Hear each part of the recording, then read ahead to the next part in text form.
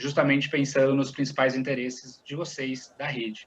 Então, sabendo disso, a gente começa com essa parte de informação e material, né, sobre mudanças climáticas e educação climática, de uma forma super simplificada, tá? Mas eu acho que é um alinhamento muito importante sobre mudanças climáticas, uma introdução teórica básica, e eu peço desculpas para quem tem esse conhecimento profundo, mas é super rápido também, para que todo mundo esteja na mesma página. Basicamente, quando a gente fala de mudança climática, a gente tem que pensar que o nosso planeta ele é envolto de uma fina camada, né, de uma atmosfera composta por gases, e dentro desses gases, os gases que é chamado de efeito estufa, né, os gases do efeito estufa, gás carbônico, metano, óxido nitroso, CFCs, ozônio, vapor d'água, e eles são muito importantes porque parte do Sol que entra é absorvido pela Terra, parte volta para o universo, né? E esses gases retêm, fazem com que a Terra ela fique aquecida. Então, o efeito estufa é um fenômeno natural.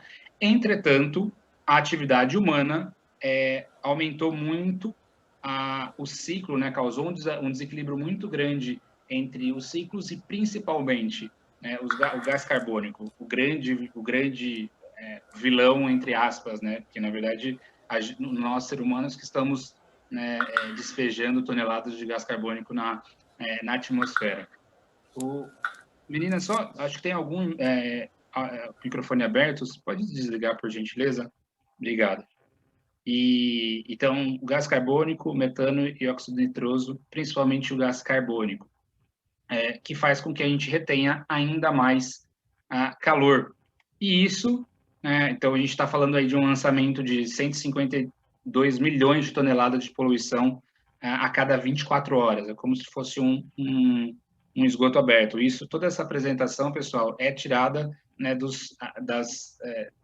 do estado da arte sobre esse tema, da apresentação do Al Gore, então são dados super atualizados.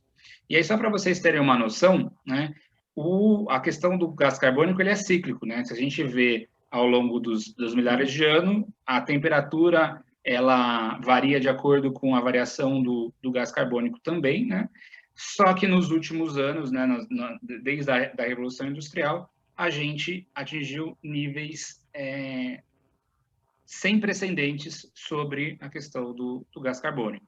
E isso faz com que, né, a gente tenha um desequilíbrio. A gente está tirando o carbono que está na Terra de alguma forma, seja em árvore, em qualquer material orgânico, e está queimando e está, de alguma forma, transformando isso em gás, que se concentra na atmosfera e que aumenta a temperatura. Esse aumento de temperatura, pessoal, vai muito além do derretimento das calotas polares. Acho que é importante, o aquecimento global, as mudanças climáticas, foi muito atrelado ao derretimento, que é um problema sério, principalmente não só pela questão do aumento do nível do mar, mas que, por exemplo, tem vírus como o coronavírus e milhões de vírus que estão congelados e que podem ser liberados na atmosfera, né? Então, esse é um dos riscos. Para além disso, a gente tem questões sanitárias, por exemplo. Então, com uma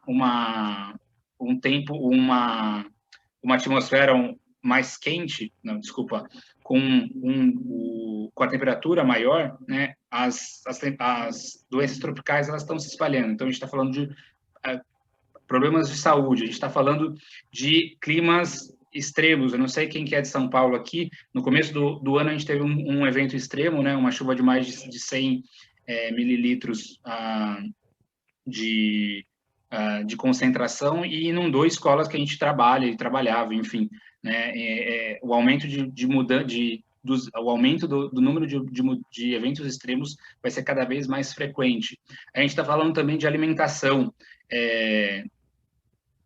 A produtividade ela diminui com o aumento da temperatura. Né? Só para vocês terem noção, a cada 1 grau de aquecimento, a gente tem um impacto muito grande na produção de alimento e isso aumenta o custo. Isso produz, por exemplo, questão de fome, mas questão de refugiados, do clima. e muitas outras questões. Então, assim, não é só a questão do não é só a questão do derretimento das calotas polares. Eu acho que esse é um ponto muito importante da gente conseguir trazer elementos que a gente consiga conectar com a realidade da sua escola, dos seus alunos, para que isso faça sentido. A gente muitas vezes não consegue nem colocar uma máscara para evitar o coronavírus. Imagina pensar na calota polar. Então, essa aproximação ela é muito importante. E, para finalizar, né, para pensar em soluções, a gente tem que pensar, tá bom, e como que a gente libera esses gases? É basicamente queimando carbono que está, de alguma forma, no nosso solo. Então, o petróleo, o carvão são os principais vilões a nível mundial, e aí a gente está falando de transporte rodoviário, aéreo e os processos industriais também. A gente está falando de resíduos e está falando de queima de material orgânico, né, o desmatamento, para a utilização de terra, para a utilização de agricultura extensiva, além da criação bovina. Então, se a gente fala os principais pontos: agropecuária, energia, mudanças de uso da terra, processos industriais e resíduos, esses são temáticas que vocês podem já trabalhar e pensar em projetos baseados nessas temáticas. E se a gente olha no Brasil, essa é a foto do Brasil, sendo que mudança de uso da terra, que é o desmatamento, né, que tinha mata original e foi desmatado, é um dos principais. Tá? O Brasil é o 6º país em emissões de gases do efeito estufa. E se a gente olha por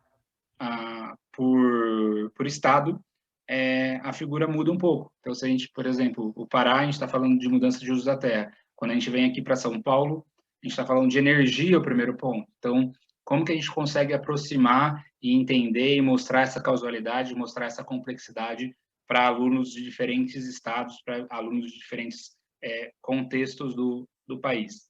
Tá?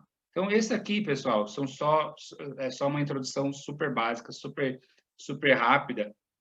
Esses gráficos a gente vai mostrar, a gente coloca no próximo conteúdo, tá? Isso é tudo do Observatório do Clima, do ZEG.